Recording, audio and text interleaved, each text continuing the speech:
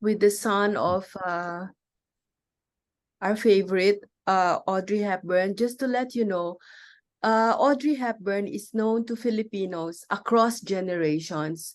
So we're talking from the baby boomers all the way to the Gen Z, the young ones. And I think her common denominator, the common denominator of these generations is that they like her timelessness.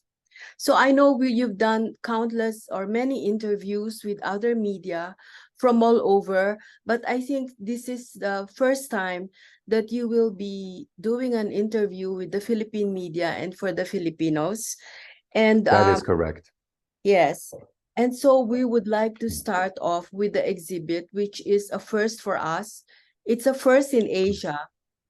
And we like to It's the first time I bring this particular exhibition to Asia. So I am platforming it, if you may, in the Philippines because of a very special person who has worked very hard over the past 3 years to bring it to Manila.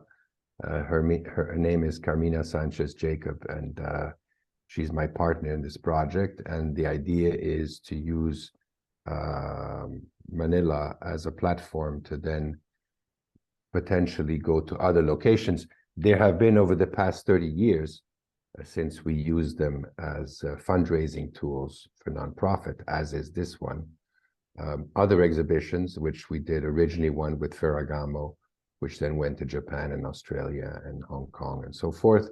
Then we had our own Timeless Audrey, which also traveled back to Japan and did, again, 1 million visitors over a 6 months period. But Intimate But Audrey.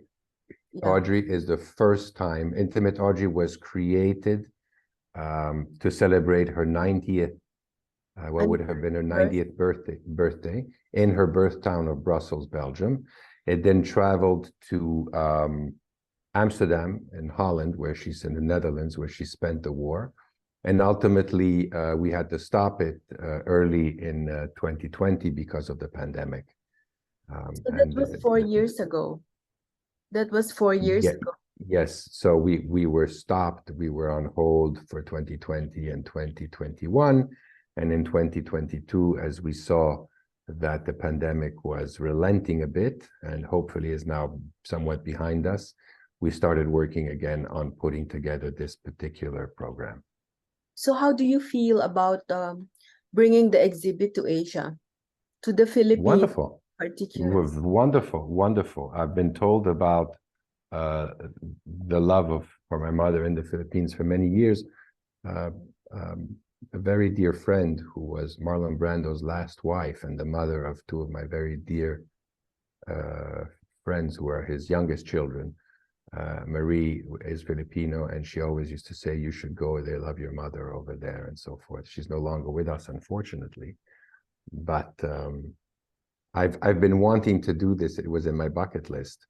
And I feel very good, especially focusing on the fact that, as you know, her work in the last 5 years of her life was on the behalf of children, women, freedom, democracy, and all those good things. And I perceive the Philippines certainly as one of the beacons, together with Taiwan, of this new world order, where while democracy seems to be receding in many corners of the world, countries that are hanging tough in our corner, and I'm not talking about economic politics here and who's going to get what, but I'm talking about the rights of people. I certainly perceive the Philippines as one of the places where there is still a beacon of hope. Well, we're definitely glad to hear that from you, because our democracy is really one of the most colorful ups and downs in the world. And going back to your mother, Audrey Hepburn, it's because the Philippines, since we were colonized by the US, is so Hollywood. We are Western centric. That's why we're familiar with her. Now, the exhibit I read also contains unpublished photographs and never before seen memorabilia. Could you tell us a little bit about how it was put together and your involvement in putting them together? Are you Well, still well, covering items from her life to this day? this exhibition is the result of 30 years of experience with the public and my own understanding and appreciation of an ever-evolving process. The other exhibitions, starting with the Ferragamo one and then our own Intimate Audrey, were very heavily reliant on memorabilia, as you've just described. And over time, I came to understand that Audrey Hepburn, the myth, the person, what she stood for, cannot be found in a pair of ballerina shoes or in a pair of cigarette pants. It can be found in her writings, in her words, in videos that we have throughout the exhibition. And so the reason why it's called Intimate Audrey is that actually you get closer to her as a person than ever before. So while we may be lighter, in this case, on things, okay, and I think we all are desirous of a future where we can shed a lot of these things, even in our own lives.